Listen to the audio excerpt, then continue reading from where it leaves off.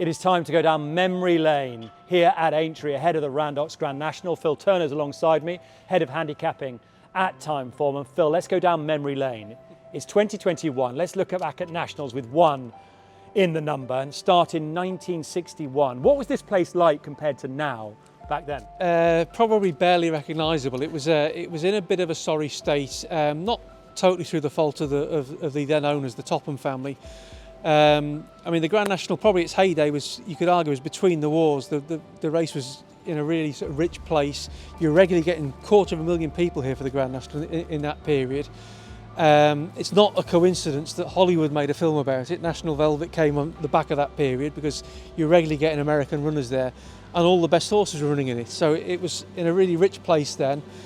After the war, like many things in post-war Britain, it was a bit of a struggle, and in the 50s, both the race and the course was in a bit of a sorry state. There were questions in Parliament whether the race should be continued, because unfortunately there'd been some deaths in that period. The fences were really, really unforgiving.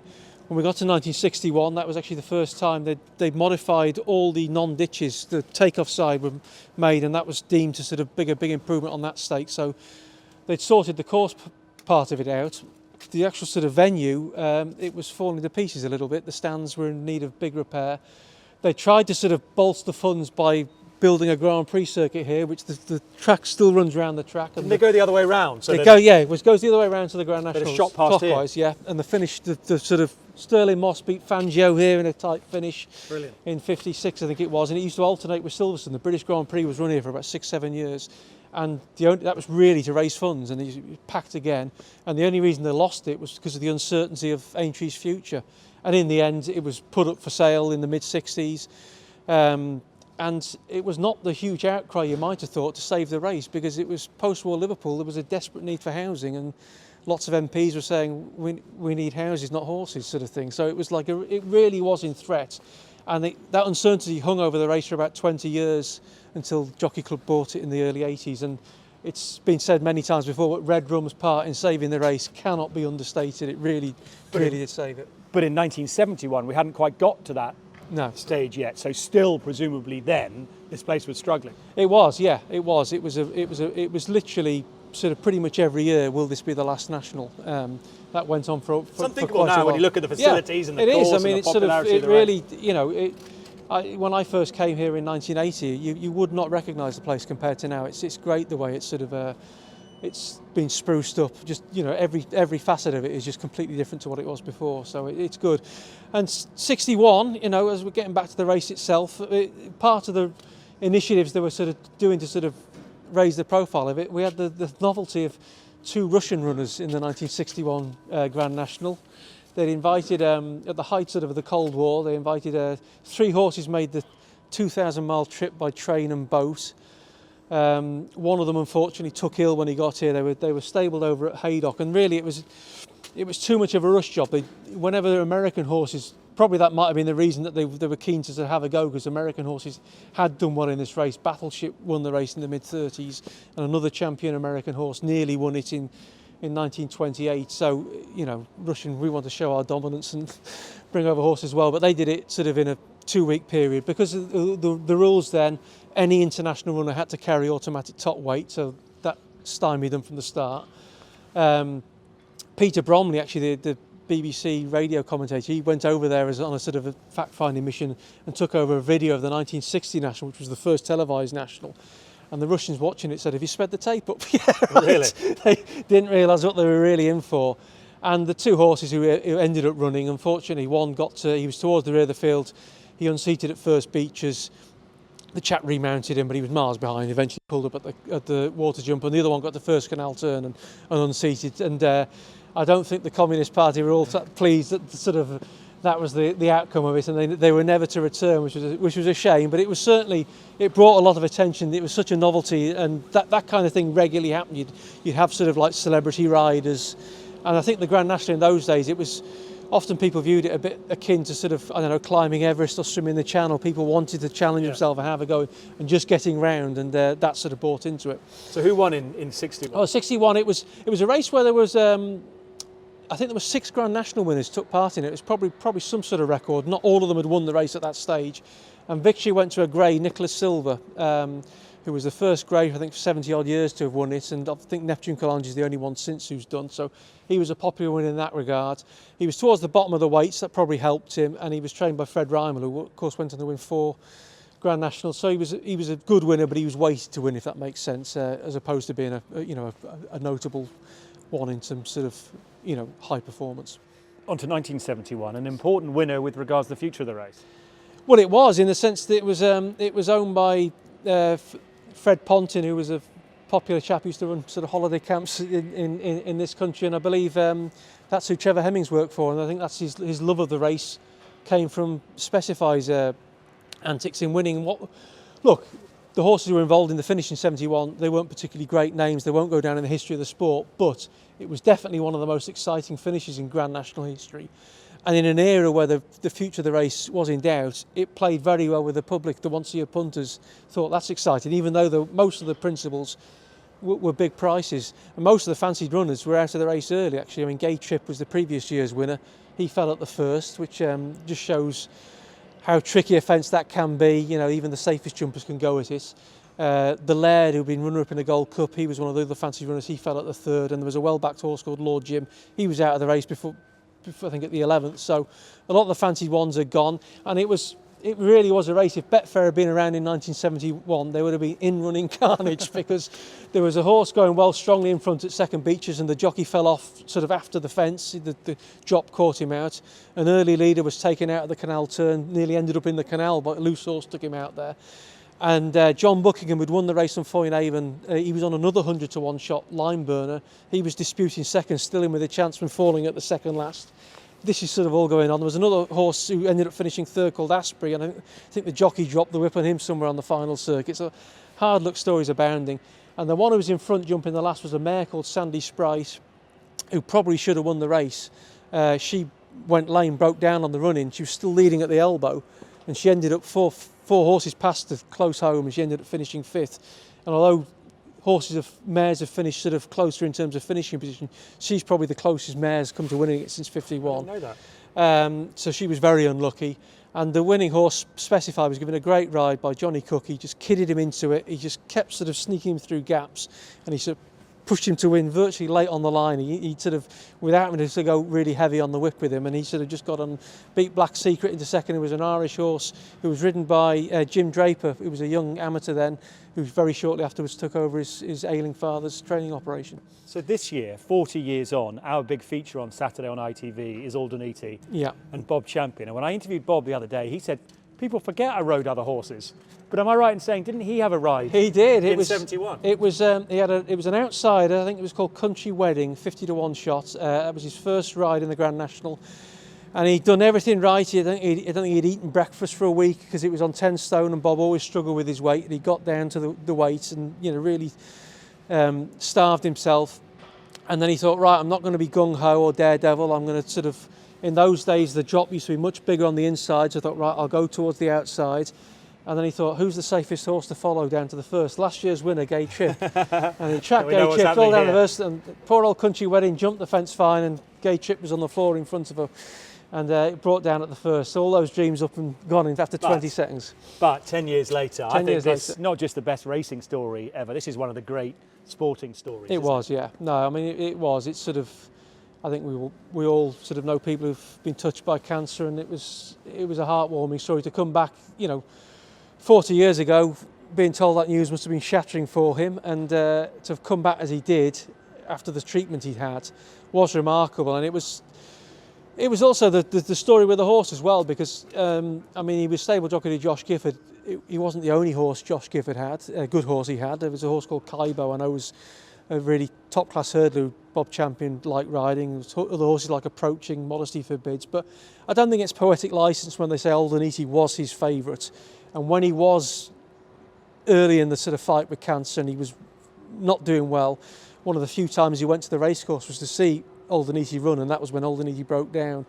And he said it really set him, Bob Champion admitted it set him back for a couple of weeks. He really thought, it just wasn't what he needed at that time. And the fact that the two of them came back together at the same time, Alderney, he won his comeback run at Ascot, put up a great performance, and went into the Grand National as second favourite. And obviously the story gathered legs once we realised what had happened to both of them. And it was a good class renewal. I mean, it shouldn't be forgotten. I was on the second.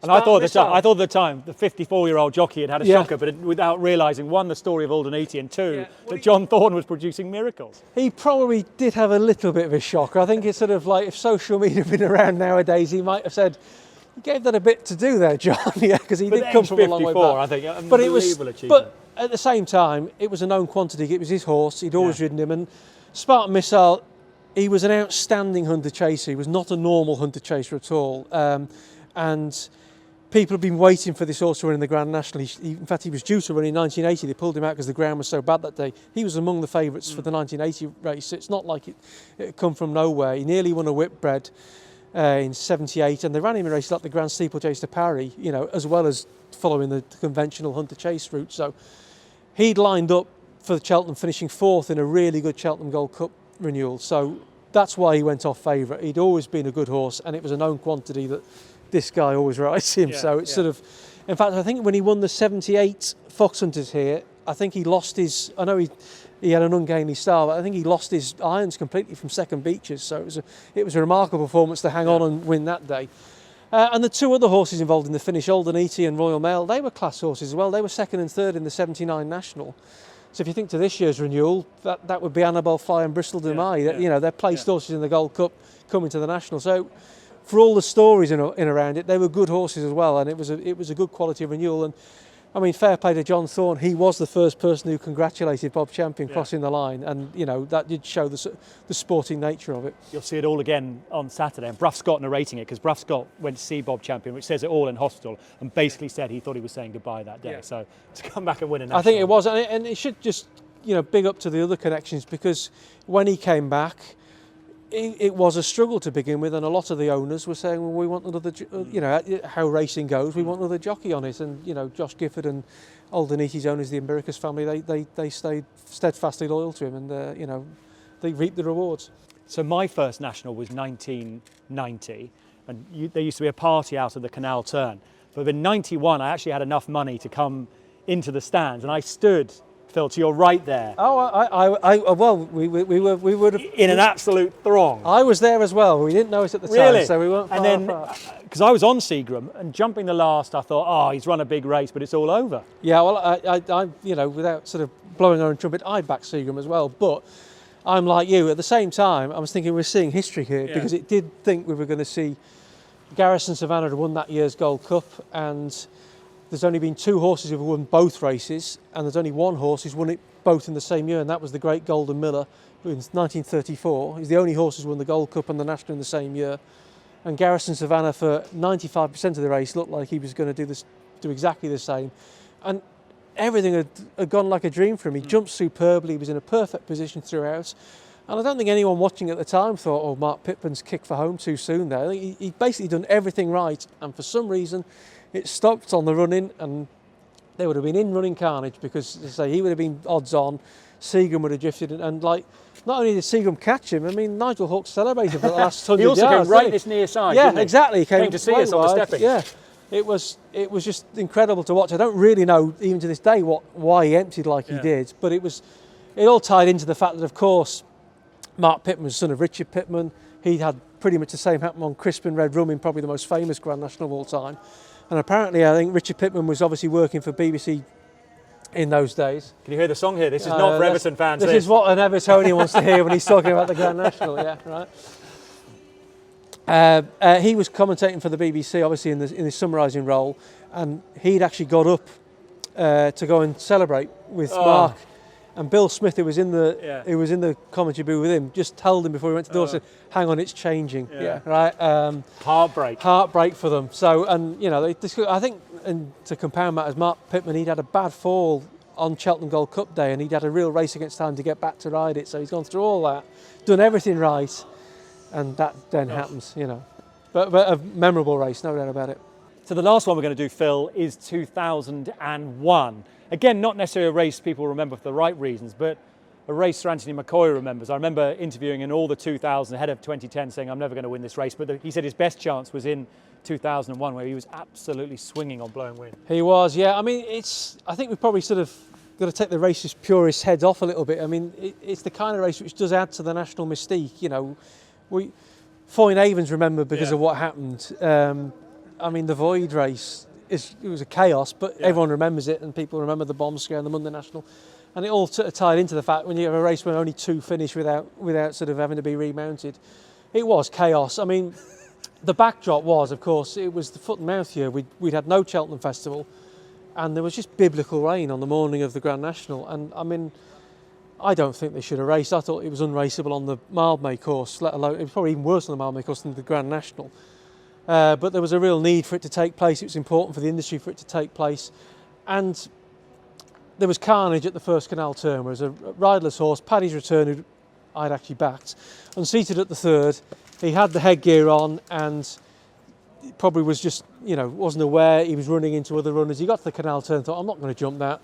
Put the brakes on and just went straight into the first sort of 8 or 9 got over safely, and he wiped out most of the rest. I think 10 horses were wiped out in that, including the favourite Moral Support, and Melai Moss, who'd been second the year before, was out of the race.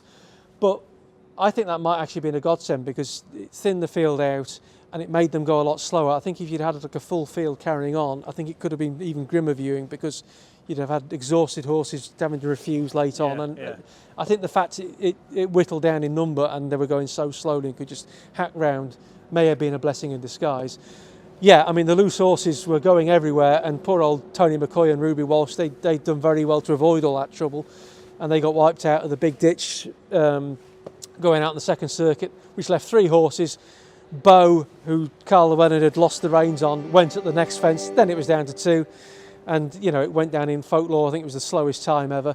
But it was reminiscent of the 1928 race, where there'd also been a pile-up at the first canal turn, and that had been caused by a horse called Easter Hero, who was, many people considered probably the best post-war horse. Some racing historians rated him even higher than Golden Miller. And he'd been leading, and the canal turn in those days was an open ditch. And he'd landed in the ditch and then ran up and he was in front and then ran up and down the ditch and wiped out most of the field in doing it. That only 2 ended up finishing that day, and there were 2 of them still standing going to the last. And one of them was an American horse called Billy Barton, who'd come all the way over, a big deal American champion horse. He fell at the last, was remounted and finished second, and it was a 100-to-1 shot called Tipperary Tim who went on to win it. So that was all caused by the canal turn. Amazing. Yeah. Great to go down memory lane, Phil. Thank you very much indeed. No problem.